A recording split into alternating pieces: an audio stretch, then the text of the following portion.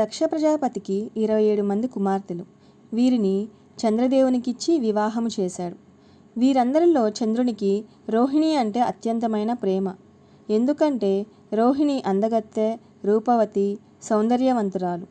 ఇందుకు దుఃఖించిన మిగిలిన వారు తండ్రి అయిన దక్షుని వద్దకు వెళ్ళి వారి బాధను విన్నవించుకున్నారు. దక్షుడు చంద్రుని హెచ్చరించినా చంద్రుడు రోహిణితోనే ఎక్కువ సమయము ఉండేవాడు. ఇందుకు దక్షుడు కోపాగ్నితో చంద్రుని శపించాడు. చంద్రుడు తన శాపం నుండి విముక్తుడిని చేయమని ఆ మహాదేవుడైన పరమశివుణ్ణి మొరపెట్టుకొనగా కరుణాభరితుడైన శంకరుడు చంద్రుని శాపాన్ని తొలగించాడు. దక్షశాపం నుండి చంద్రుని కాపాడిన శివుణ్ణి సోమనాథుడని పిలుస్తారు. ఈ కారణంగా మహేశ్వరుని ప్రజలు సోమవారం నాడు ఎక్కువగా పూజిస్తారు. ఆ రోజు త్రినేత్రుణ్ణి సేవిస్తే సమస్యల నుండి తమను కాపాడుతాడని వారి విశ్వాసము.